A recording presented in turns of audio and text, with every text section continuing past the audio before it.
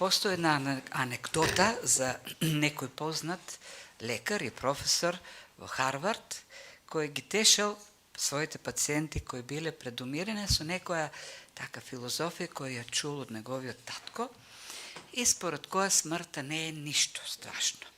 Зошто? Бидејќи смртта всушност е како човекот воопшто да не постоел. Човек пред да се роди не постои и после смртта пак не постои. Така да смртта не е ништо страшно. И така тој човек ги утешил пациентите и во една прилика имал некој млад човек кој бил во терминална фаза на рак и ја чул утехата од лекарот и му рекол: "Тоа не е никаква утеха. Одам во ништото. Тебе ќе те утеши ли тоа сознание ако ти бидеш на смртна постела?" Навистина, утехата дека смртта не води кон непостоење не е никаква утеха. Има една друга, не анекдота, запис за еден друг човек кој исто така поминал низ смрт, меѓутоа со една друга утеха или надеж. Станува збор за записот на црквата во Смирна, која како послание кружила во црквите во Мала Азија, некаде околу втората половина на вториот век. Записот се вика "Мартири Поликарпи". Тоест, станува збор за запис за смртта на епископот Поликарп. Тој бил епископ долги години во црквата во Смирна, ученик на Јован, и некаде 155-106 година во времето на управувањето на Антониј Пи почнале големи гонења и епископите биле на удар, бил уапсен Поликарп и изведен на суд според правилата кој претходниот пак император Деци Трајан ги вовел за христијаните дека мора да има судски процес. И римскиот конзул, судија, што и да бил, кој го испрашувал Поликарп, допрен од добрината, гледал дека пред себе има еден добар старец, бил на 85 години тогаш, сакал да му даде можност да го спаси и според правилата, според законите, треба да се даде можност на христијаните да се одречат од верата. И му рекол: само кажи дека императорот е твој господар и одречи се на Христос и ќе те пуштиме. И тогаш Поликарп одговорил: како можам да се одречам од оној на кого што 85 години му служам? Како да се одречам од мојот цар, од кого не сум видел досега ништо лошо? И како може да се откажам од оној кој ме спасил? И тогаш го заплашил. Судијата му рекол: но знаеш дека пресудата е клада, ќе те ставиме на клада. И тогаш Поликарп му одговорил: па овој огон ќе гори 1 минута, 10, 1 час. Но ако се одречем од мојот спасител, ме очекува вечен оган. Ако издржам, тогаш ме очекува небесен дом. И дури го поканил и го повикал судијата и тој да поверува во Христос. И го осудиле, почнале да го врзуваат и тој рекол: не ме врзувајте. Тој што ми дава сила да издржам, ќе ми даде сила и да не побегнам. И додека горел оганот, се молел и благодарал на Господ што може да заврши на таков начин, така да го прослави Господ. Умирал дека со надежта, со уверувањето, не дека смртта може би е ништо или нешто, но со силното уверување дека смртта не го уништува она што тој го прави во животот, кога го води кон тој небесен дом. И тоа утехата што им е дава Христос на учениците во горната одаја. Пред себе Христос има група на ученици кои се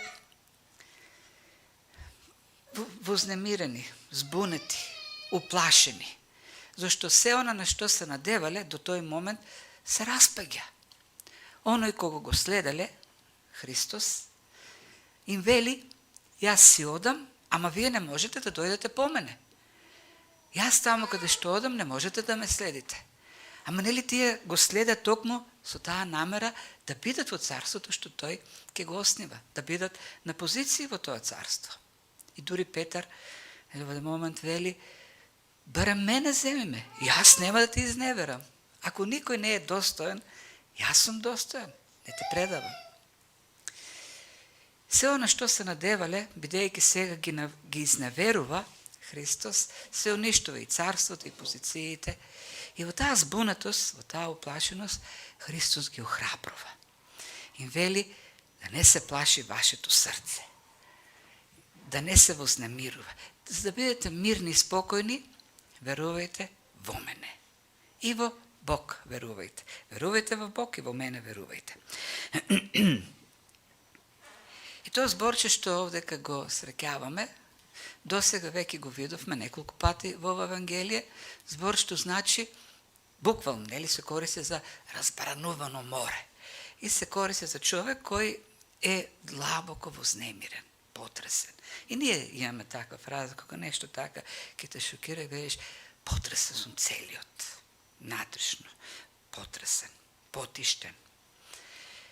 И досега во сите случаеви на употребата на овој збор од Јован се однесува за Христос. Христос како длабоко потресен. Првиот пат го употреби тој збор кога Христос ги виде нажалените роднини на Лазар, кој беше погребан и веќе 4-ти ден во гробот, и кога виде како тагуваат, пишува дека се вознемири во духот и потресе. Во оригиналот текст е еден збор, а тука се користат два збора: вознемири и потресе. Уште пака појасно ја покаже сликата, длабока вознемиреност, потресеност во душата. Вториот пат е кога Христос ќе се сретне со елините кои сакат да го видат и ќе каже дека доаѓа часот за крстот, и повторно пишува дека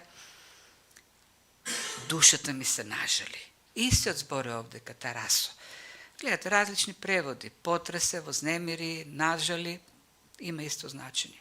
И на крајот, кога откри дека ќе биде предаден од еден од учениците, пак пишува дека беше потресен, и тоа е зборчето во нашиот текст, потресен во духот. Сега, ова зборче Христос пак го употребува за учениците. Вие сте потресени, вие сте длабоко нажалени, уплашени сте, немате мир. Треба да имате мир. Како ќе имате мир? Ќе имате мир ако верувате во Бог и верувате во мене. И Христос беше длабоко потресен во неговата човечка природа. Христос знаеше што го очекува. Знаеше дека ќе биде предаден, знаеше дека ќе биде мачен, презрен, ќе биде плукан, понижуван, ќе биде убиен со страшна смрт. Знаеше што се случува на крстот за неговата искупителна жртва. И најпотресениот во просторијата беше Христос. Неколку пати ни каже од текстот дека беше длабоко потресен во таа негова човечка природа. И така човечки погледнато, да, и учениците беа потресени, бидејќи нивните очекувања беа изневерени. И ќе гледат сцени кои не одговараат на нивното разбирање. Ќе гледат како оној на кого се надева е безпомошен, под наводници безпомошен на крстот. Меѓутоа, човечки погледнато, оној кој што имаше најмногу потреба да биде утешуван, беше Христос. Него го очекуваше, нели она што го очекува. Збориме за неговата човечка природа. Тој имаше како нас ограничена човечка природа, кој беше подложен на сите стресови кои ние ги искусуваме. И во таа состојба Христос ги утешува учениците. Не мисли на себе, мисли на своите ученици. Им ги изми нозете како слуга и сега ги утешува. Не плашете се. Верувајте дека се она што ќе се случува, што ќе го гледате, е за добро. Тоа е Божјата воља. Тоа е најдоброто што може да биде направено за вас. Затоа со вера гледајте на тоа што ќе се случува понатаму. И кажува, верувајте, дават две заповеди. Верувајте во Бог, верувајте во мене. Охрабрувањето што им го дава е вистинско, бидејќи, вели Христос, доаѓа од нависокиот авторитет. Не е некаков мотивацијски говор, како нешто денес има. Мислете позитивно. Верувајте во себе. Со моќта на вашата мисла, избор, ќе вршите чуда. Христос вели, верувајте во Бог и во мене верувајте. И тоа доаѓа ветувањето од невисокиот авторитет. Мирот доаѓа од невисокиот авторитет. Не вели, мислете храбро, тоа е она стоечко, како ние го имаме тоа меѓу луѓето многу, и посебно тие општества кои се слаби, кренете глава. И смело, машки, соочете се со неволите, па ако треба и да умреме, ако треба и корења ќе јадеме. Не, Христос вели, верувајте.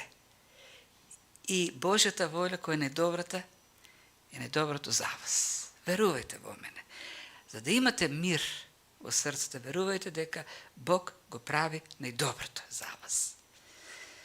Дека има иднина која е сигурна, најдобрата иднина. И два пати повторува, верувајте во Бог и верувајте во мене. Го вклучува тоа верувањето во Бог, зашто ако останеше само верувајте во мене, учениците наскоро ќе го видат Христос како виси на крстот и луѓето се подигруваат и му велат спаси се, не може да се спаси, гледате дека е безпомошен, нема моќ. И затоа Христос повторно се враќа на неговиот божествен идентитет или единството со Отецот. Јас и Отецот сме едно. И тоа го повторува постојано. Јас и Отецот сме едно и понатаму повторно ќе се врати кон крајот на овој текст на таа божественост, единството со Отецот. Да верувате во Отецот значи да верувате во мене. Да верувате во мене значи да верувате во Отецот. Ние сме едно. И кога ќе го гледате таму, Христос како виси на крстот, всушност им кажува на учениците, верувајте дека таму е Бог и го прави најдоброто за вас. Не е некој безпомошен човек, туку Божествениот Син. И тоа е подготовка за она што, нели, го дава понатаму како продолжение на текстот. Тоа е решението за стравот на луѓето.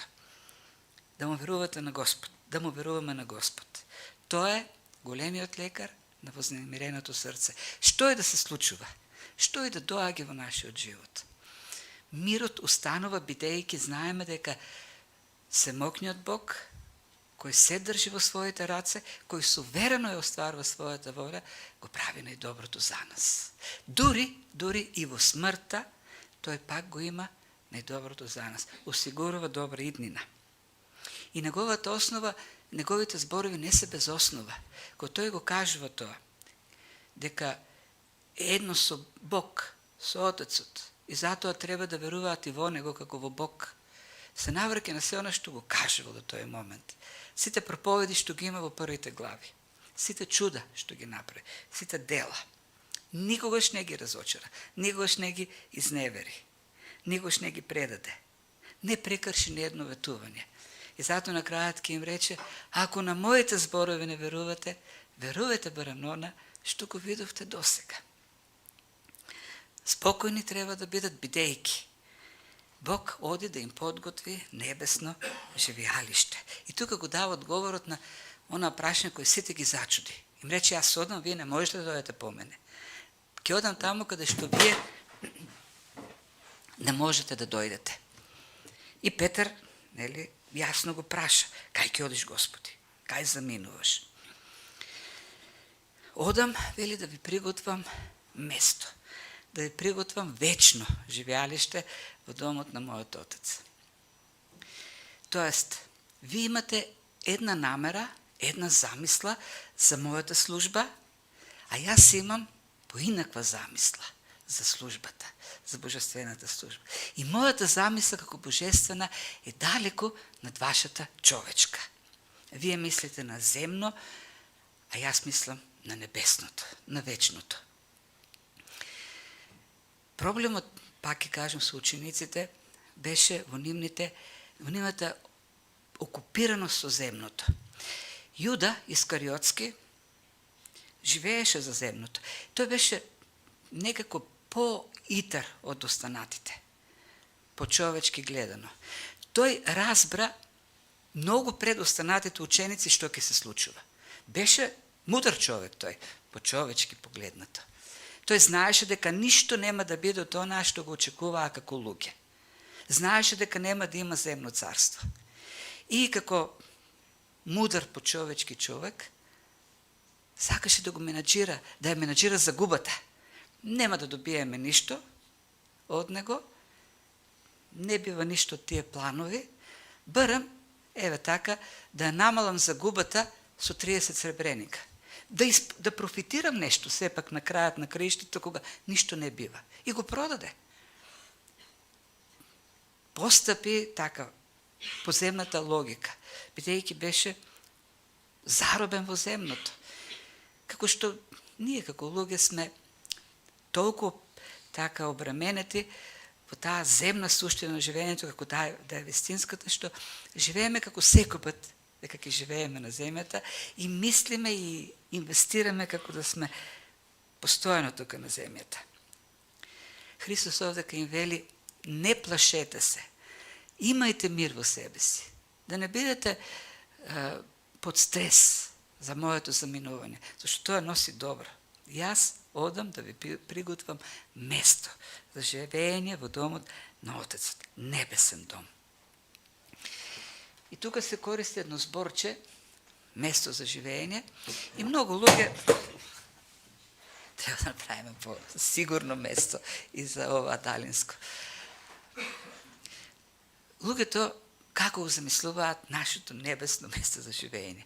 Сега денес живееме во такво конзумерско општество, просперитетно, и кога се говори за место за живење, се мисли некаков дворец. И дори има песна: добив и дворец на високо граден.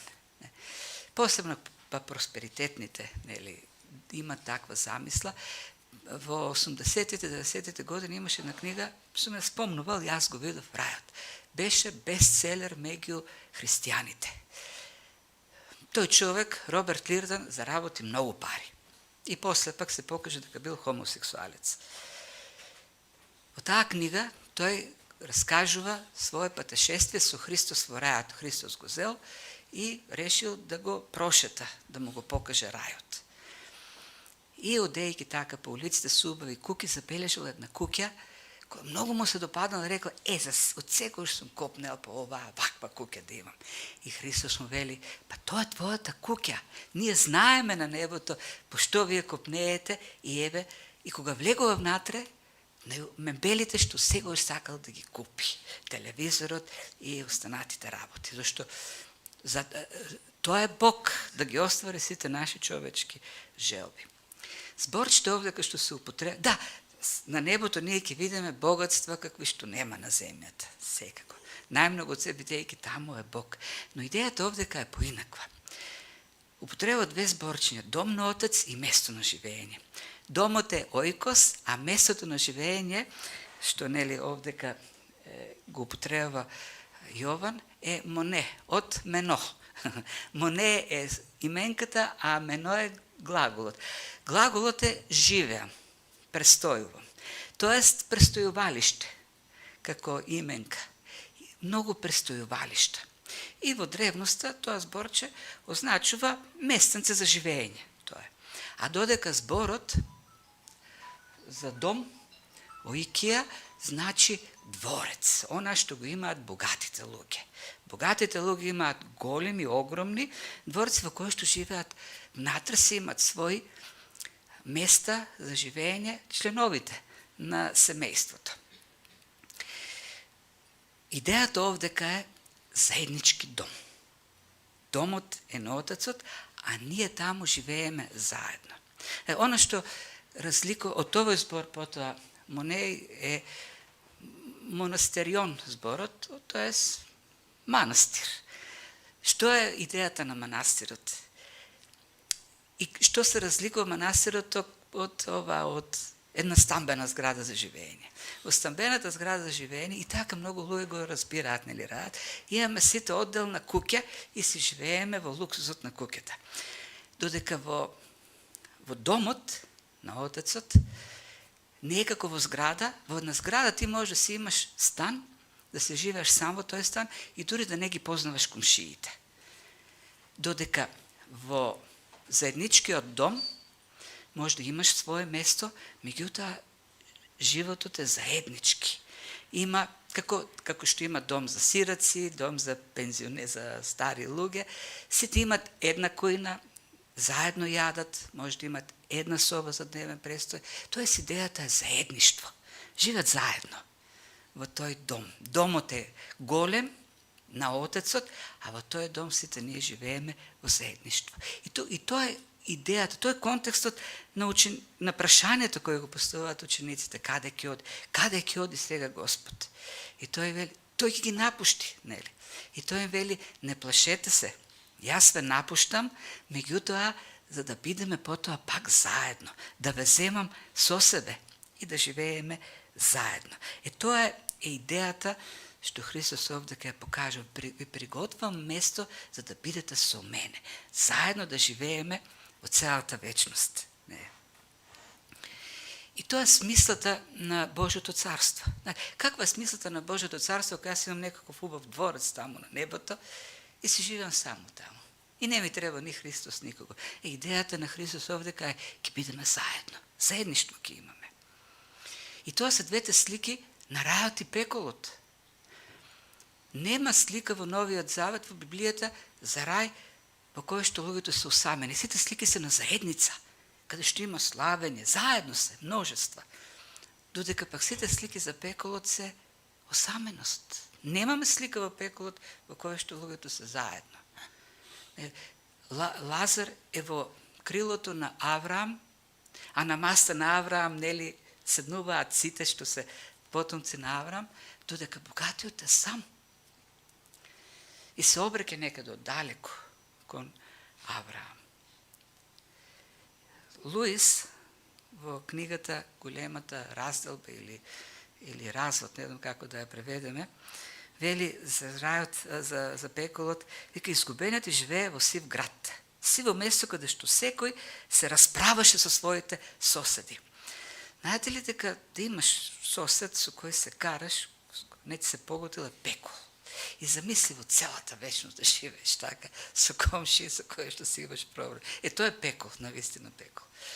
Но продолжи, но тоа не е нестрашното. Вели во таа кавга, во тоа расправање, сите се расправаа и почнува да се разделуваа.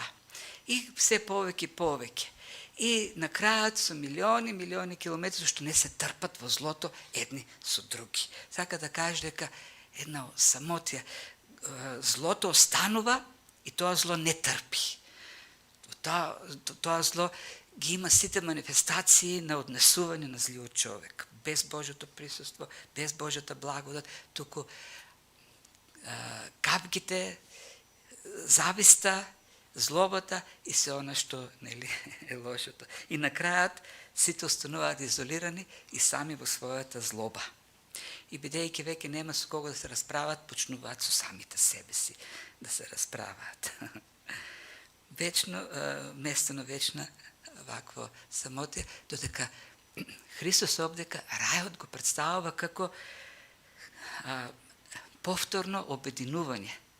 Сега популарно во западниот свет, бидејќи таму до 18 години деца се одат и браќа, сестри, сите се распрснати по сите краишта на светот и прават од време на време, како се вика, реюнион, семејно, фамилиарно обединување. Таму ќе имаме едно големо фамилиарно обединување. Смртта е нашето обединување.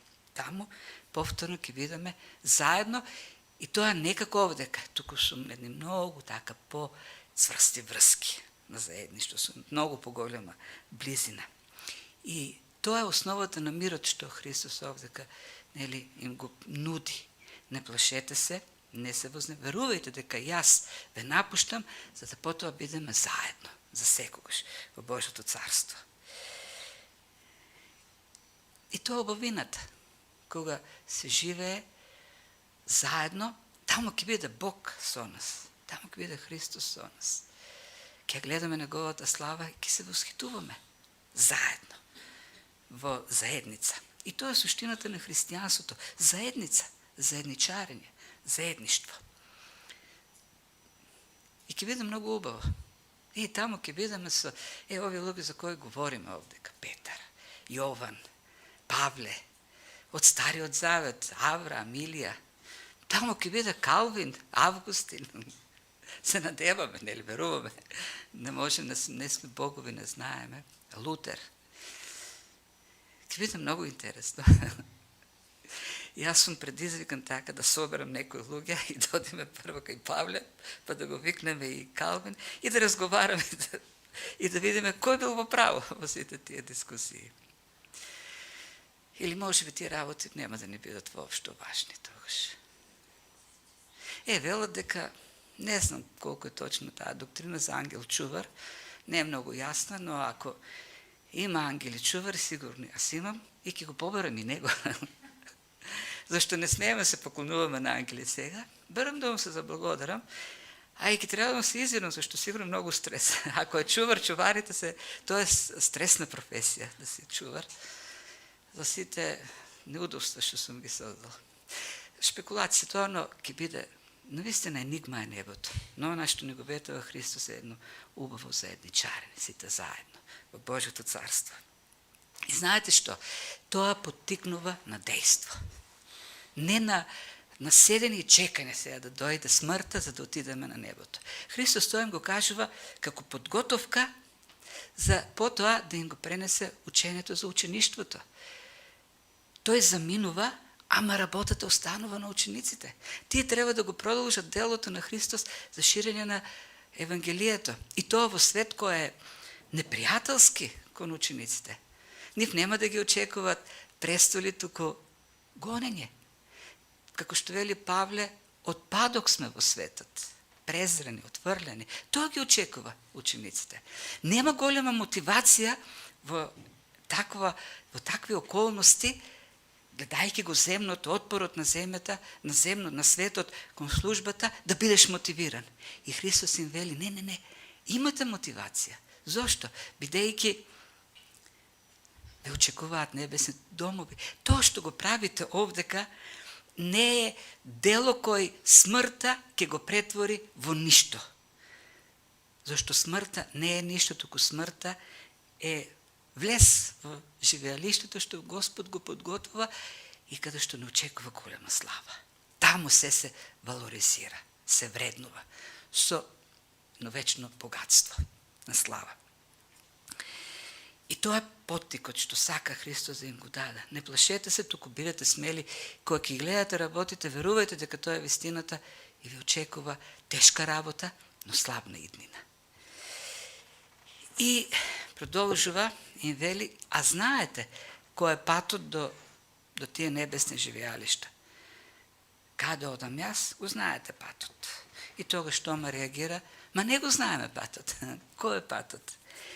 Тома го познаваме како неверниот, но јас повеќе гледам, никаде не пише дека тој е неверниот Тома, тој е даден од луѓето.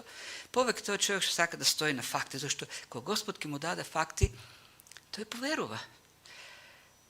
Зашто има луѓе кои, тој не од оние луѓе кои што велат и да видам не верувам. Човекот така се однесе и гледа и пак не верува.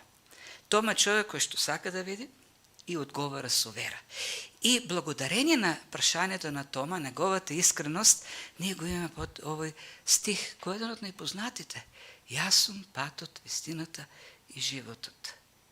Ако не беше тоа прашање, не знам дали ќе го имавме, но секако, нели, Божјата волја е да биде запишено. И ова е едно од 7-те, тоа е 6-та поред изјава јас сум, со која Христос се идентификува со Јахве. Јас сум. Нели, јас сум лебот, јас сум светлината, јас сум вратата, добриот пастир, воскресението и животот. И на крајот, нели, јас сум лозата, а ова е 6-тото. Јас сум патот, вистината и животот. И сега кога вели јас сум патот, вистината и животот, но не прави структура на проповед од 3 точки. Јас сум патот, јас сум вистината, јас сум животот. Идејата јас сум патот. А останатите нешта се дадени во паралелизам да ни објаснат што значи дека тоа е патот. Тоа се не 3 различни атрибути на Христос. Тоа е патот, тоа е клучното, основното. Зошто Тома го прашува. Не, тој вели го знаете патот. И тоа праша, не знаеме кој е патот. И на крајот вели, јас сум патот. И завршува, никој не доаѓа кај Отецот освен преку мене. Пак станува збор за пат, како се доаѓа до Отецот. Тоа е патот. И нема друг пат, сака да каже Христос. Не постои друг начин. Христос не е некој кој што вели, јас го знам патот, па ви го кажувам патот. Еден ексклузивизам има овдека. Знаете ли, вистината секој пат е ексклузивна. Лагата е инклузивна. Лагата може да вклучува и други мислења, и други можности. Вистината секогаш е една. Таа е ексклузивна. Така е со секој закон, секоја вистина. Има закон за гравитација. И не постои можност тој да биде надополнет со и други, нели, релативности, како така да кажем. Така и со, може би, не сум баш најточен законски, Борја нешто така, клати со глава, како и да е. Вистината е ексклузивна. Посебно оваа вистина и најмногу оваа вистина за спасението. Нема друг пат, сака да каже Христос, до Бог, освен јас. Никој не може да дојде, освен преку мене, до Бог. И не е популарна оваа вистина, се смета за радикална, се смета за арогантна, за закоравена, ама таа е вистината. Зошто е тој патот во апсолутна смисла на збор? И кога говориме овде, дека говориме за вистина за спасение. Нема спасение надвор од Христос. Нема спасение надвор од неговото дело, спасително на крстот. Нема спасение надвор од верата во Христос. Зашто тоа е вистината. Зашто Христовото учење е вистината за спасението. И затоа тоа е патот. Тоа е патот бидејќи единствено преку верата во неговото слово, во она што тој научи за спасение, е вистина. Нема друго учење за спасение освен Христовото учење за спасение. Затоа тоа е патот. Бидејќи оној што го познава неговото слово, оној што верува и живее е во Христос. И е во патот. Оној што ќе поверува во Христос е во Христос. Кога си во Христос, ти си во патот. Не е тоа одење сега, одиме, не, ти си во Него, ти си во патот. И тоа е патот бидејќи е животот. Оној што верува во Христос е во Христос, Христос е во Него, Христос е животот. А што е животот? Што е вечниот живот? Понатаму Павле ќе Јован, Христос во молитвата ќе обясни. А тоа е вечниот живот, да те познаат тебе, единствениот Бог и испратениот од тебе еднороден Син Божи. Тоа е вечниот живот. Познавање, блиско познавање. И тука зборот не е да познаваш, туку да живееш во една блиска врска со некого. А во таа блиска врска доаѓа и познавањето. Колку сме поблиски со некого, толку подобро се познаваме. Идејата е блиска, многу лична врска со некого. Во Христос ние имаме лична врска со Бог, блиско заедништво. И тоа е вечниот живот. Само во Христос човек може да го има тоа. И тука Христос се навраќа на она што на почетокот од првата глава му кажа на Натанаил, кога чу дека Месијата доаѓа од Назарет и рече, може ли нешто добро да дојде? Христос го најде Натанаил и му рече, јас знам ти под смоквата што читаше и што размислуваше. За Јаков, кој под ведро небо спиеше, од Битие 32 глава, и гледаше како по една скала се качуваат и симнуваат во небото ангели. И Христос му рече, и многу повеќе од тоа ќе видиш. Ќе го видиш Синот човечки како по него се качуваат и симнуваат. Тоа е скалата до небото. Нема друга скала. За жал, живееме во време во кој што владат други принципи. На релативизам, на плурализам, на инклузивизам, на толеранција и така натаму. И во едно вакво време не е популарно ти да тврдиш дека имаш исклучивост во вистината, во познавањето на вистината. Многу е тесноградо тоа, многу ограничено е. Ама вистината е теснограда, ограничена е вистината. Тоа е тврдението на самиот Син Божи. Понатаму тој ќе каже: нели ме познавате, нели ме видовте? Ако ме гледате мене, го гледате Отецот. Никој не извел такво нешто. Пророците во Стариот Завет знаат да кажат: ако го слушате мојот глас, го слушате гласот на Бог, зашто тоа е Божјото Слово. Но никој не може да каже: ако мене ме гледате, го гледате Отецот. Зашто Христос понатаму нели ќе каже таа врска. Јас и Отецот, пак нели ќе повтори, сме едно. И затоа денеска, бидејќи не е популарно да се говори тоа, и ние како христијани се обидуваме некако да го релативизираме точно, зашто сакаме да се допаднеме на светот. Знаете ли, какво движење има во Америка? Менонити, унитарни универзалисти кои практикуваат зен медитација. Тоа е инклузивизам.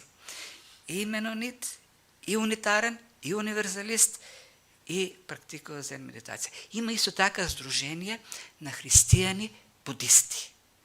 Тоа е популарно денеска, да правиш такви комбинации. И Далај Лама е восхитен. И за да ја пофали Америка, вели: Америка е духовен супермаркет. Можеш да си отидеш таму и како од полицата се земеш што си сакаш. Не знам каква пофалба може да биде тоа, но во очите на современиот човек изгледа така многу нешто големо. Ти да видиш толку толерантен што ќе ги вклучиш сите религии во себе. И тоа е таа посхристијанска епоха на неопаганство. Ние не можеме да го промениме тоа со закони. Ние сакаме државата да донесе закони во кои што ќе прогласи само христијанство. Никој пат христијанство така не успевало. Тоа со молитва и со проповед на Словото се постига. Треба да се действуваме како што раните христијани действуваа и преку Христовата служба што им ја даде како сведоци негови, го минува општеството. И тука треба да бидеме внимателни пак. Да, ние имаме вистината за спасението, апсолутната вистина за спасението, но за спасението. Зашто многу други работи ни се нејасни, дури од Библијата. За жал, се во тој биполарен свет, нели, на релативизам и апсолутна вистина, ние христијаните некако ставаме авторитети за себе, бидејќи ние знаеме апсолутната вистина. И ние знаеме апсолутната вистина за спасението. И Лутер е груп, тој е познат како груп човек, тој е груп во исказите, на едно место вели: ако меѓу вас има некој што мисли дека се што зборува и во што верува е апсолутната вистина, нека се ги допре ушите и ќе открие дека се долги и влакнести како на магаре. Да, тоа е начинот на тоа е Лутер, тој така се изразува. Но има вистина. Ние знаеме вистината за спасението. Но не сме експерти во сите области на човечкиот живот. Но тоа е пораката на црквата и тогаш и денес. Никој не доаѓа до Отецот освен преку Христос. И во таа насока е таа негова последна изјава за неговото единство со Бог. Рече: ако ме бевте познавали, ќе го познававте мојот Отец, а од сега го познавате, сте го видели. С други збори, тој не вели ако, нели како предпоставка, туку тој сака да каже дека е така. Вие ме познавате мене и затоа го познавате Отецот. Вие мене ме гледате, го гледате Отецот. Познавањето на Христос е познавање на Отецот. Тоа е идејата на Христос.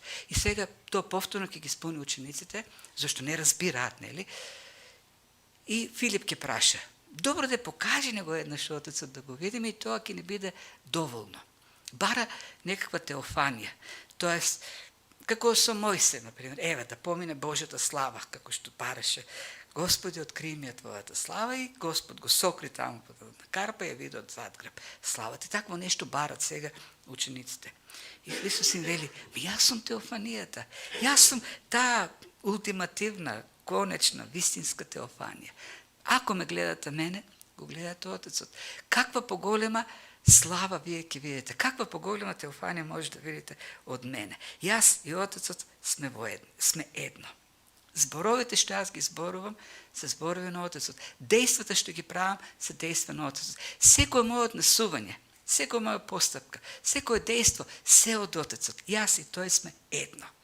Не. Или како што вели еден теолог Грегори Бојд, вели, ако Бог не е како Христос, тогаш треба да стане како Христос. Тој не е еретик, тој е многу ортодоксен, тринитарен теолог, сака да каже дека не може да има друга манифестација на Христос, освен на Бог, освен Христос. Тоа е совршената манифестација на Бог. И единствена. Нели? И ако има некој друг Бог, тој треба да стане како Христос, секој, нели? Тоа го кажувам така, како да потенцираме на вистина дека не може да има друга теофанија за Бог освен Христос, зашто тој е Јахве, тој и Отецот се едно, една божествена природа. И затоа им вели, верувајте дека јас сум во Отецот и Отецот во мене. И таа изјава повторно изјава за едност, едно нешто, единство. Тие не можеа да разберат што им збори Христос. И затоа ги повикува, не разбирате, ама верувајте. Ке разберете. Ке дојде моментот кога ќе разберете, ама сега верувајте. И нели многу пати го повторувам она што Августин го пишува, верувам за да разберам. Тргнувам од верата и со текот на времето ќе дојде разбирањето. Тргнувам од верата дека овие зборови се вистина и потоа Духот ќе ги открие како разбирање во мојот живот. И така им вели на учениците, верувајте и ќе дојде моментот кога ќе разберете. Но сега верувајте. Дури ако не можете да верувате, на крајот завршува дека сме едно, барем еве, делата што ги правев. На тоа основајте ја вашата вера. Вие видовте како претвори вода во вино. Како излеков човек кој 39 години беше во, или 49, како беше, не се сеќавам. На бањето одел таму за да биде излекуван. Како врати вид на слеп човек, како нахрани илјадници луѓе. Па на тоа доверете се. И потоа ќе разберете. Овој повик, нели, да се потпрат неговите дела, не е ултимативен повик за секого, тој е конкретен за учениците, зашто понатаму, ние ќе видиме дека тие веќе не се доверуваа на чудото, туку на верата. И ние сме повикани да живееме не по гледање, туку по вера. Да не очекуваме дека на секој што не верува на ова што е запишено, Бог ќе му даде сега некакво чудо за да поверува.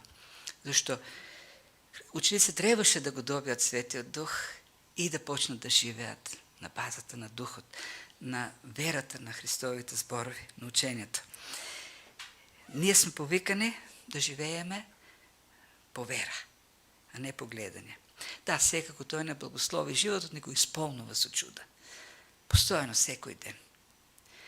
Во различни ситуации тој покажа својата совршена промисла, кога се враќаме назад во времето, ја гледаме таа негова промисла во нашиот живот. И тоа е пак чудото од Бог, кој се случува во животот. Но нашиот живот е живот на вера во Христовите зборови. И само така можеме да се движиме во овој живот со надеж, со увереност, со сигурност. Зашто имаме славна иднина. Зашто колку и да се обидуваме да го запреме тој процес на времето в нашиот живот, нема да успееме. Ние се обидуваме како што нели се обидуваме да земеме во раката, во шаката вода и да таа преку прстите истекува. И не можеме да ја зачуваме. Така и нашиот живот на земјата се оде. Ние сите сме наредени во таа колона што се движи кон вечноста и само чекаме редот да ни дојде. Тоа е вистината. Многу пати се однесуваме како што пишува Осија за Ефрем, косата му побела, а тој дори не знае. Да, ни одминува времето, ние не разбираме дека ни одминува времето. Затоа мудриот човек, мудриот христијанин не живее за овој свет, туку за идниот. Не за себе си, туку за Господ. Почнавме со Поликарп. Сака да завршиме со Август или Августус, како ќе го изговориме, Топлади. Сте чуле за него, предпоставам. Го знаеме како химнолог, човек кој што пишува химни. но и добар проповедник, бил добар проповедник и добар во теологијата.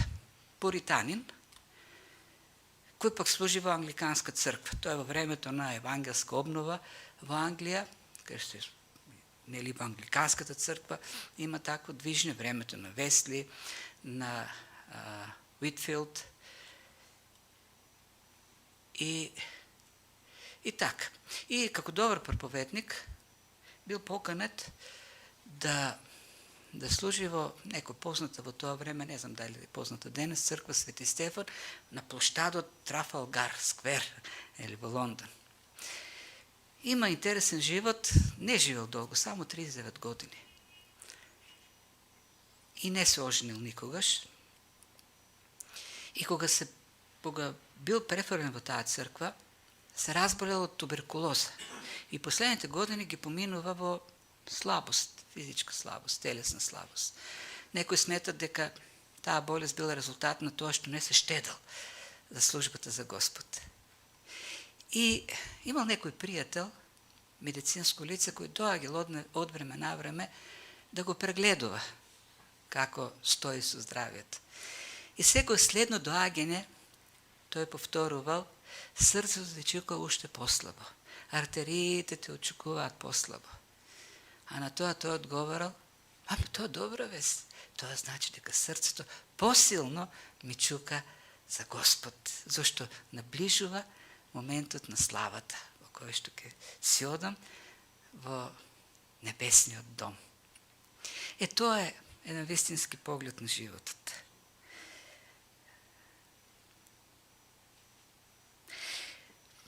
Нека Бог ни помогне и ние така да гледаме на овој живот. Не да се заробуваме во земните нешта и да живееме инвестирајќи во безсмислени, беззначајни работи кои на крајот нема да ни значат ништо кога ќе се соочиме со тој влез или кон вечноста, веќе тоа ќе биде како една суета која нема да значи ништо. Туку не работи кои остануваат во целата вечност, кои имаат вечна вредност. Работите за Господ. Тоа може да биде само така ако веруваме во Господ. Оние што не веруваат не можат да имат таа надеж. Затоа Христос повикува: јас сум патот и нема друг пат. Само оно што е во мене и јас во него преку вера има достап до тој вечен дом. А пак ние што веруваме да бидеме уште помотивирани да служиме за вистинските работи. Пак ќе кажам, ваквиот поглед на животот не создава апатија или неактивност. Напротив, создава копнеш да служиме, да работиме, зашто знаеме дека смртта не е еквилайзерот кој што ќе не сведе на нула, на ништо, на непостојане. Напротив, тоа е валоризација на се оно што сме го правиле, со вера за Божја слава. Да, како апостолите живееме и ние во безбожнички, непријателски свет. Но Христос им го дава тоа охрабрување токму со таа цел да служат верно. Христос отиде да ни подготви место. Ние продолжуваме неговата служба на Евангелието. Презрени, отврлени, но знаејќи дека не чека славна иднина во Божјото царство. И тоа треба да биде таа мотивација. Не е напразан нашиот труд, туку се валоризира со вечна вредност од нашиот небесен татко. Нека му служиме така, очекувајќи таа слава што тој ја подготвил за нас на небото. Амин. Ајде да се помолиме. Татко небесен, ти благодариме за овие вистини што ти ги откриваш и кои за нас значат живот. И се живот, не само што значат живот, зашто со тебе, во животот со тебе ние имаме живот, вистински живот. Живот кој има смисла. Знаеме дека смртта не е некаква можност за нешто или ништо, туку знаеме дека смртта е нашиот чекор кон Божјото царство, кон вечноста. И ние веќе го живееме тоа царство, зашто во тебе ние го имаме животот, го имаме тоа општење, таа смисла, вечна смисла на постојање, да бидеме во близина, во општење со тебе и со нашиот небесен татко, со Светата Троица. И затоа, Господи, ти благодариме што уште сега ти ни го даваш тој предвкус, за кога конечно еден ден ќе вкусиме целосно твојата слава. А до тој момент се молиме да ни даваш благодат, да ни даваш вера, да се подпираме на твоите ветувања, да ги исполнуваме твоите заповеди, да веруваме во Бог и во тебе да веруваме. Да ни ја даваш таа сила да се подпираме на твоите зборови, зашто тие се вистина. И така да се мотивираме во овој живот, во овој свет, да ја проповедаме таа твоја вистина, да го проповедаме твоето Евангелие, да бидеме вистинските сведоци за спасителниот живот што ти го даваш. Се молиме за Македонија, татко. Гледаме дека нашиот народ тоне се повеќе во темнината, во очеот, тоне, Господи, во незнаење, во лажни надежи. И ние се молиме Твојот Свети Дух ти да го излееш и Твојата црква да ја поттикнеш, да ја раздвижиш во духот, за да сведочиме и Твоето Слово да даде плод, да има спасение во нашиот народ, да дојде вистинската надеж, вистинската вера. Се молиме употребени за тоа. Дај ни ревност, дај ни желба да бидеме Твоите свидетели. А Ти, Господи, дај живот, живот во изобилство во Македонија. Во името на Христос, нашиот Спасител и Господ, се молиме. Амин. Амин.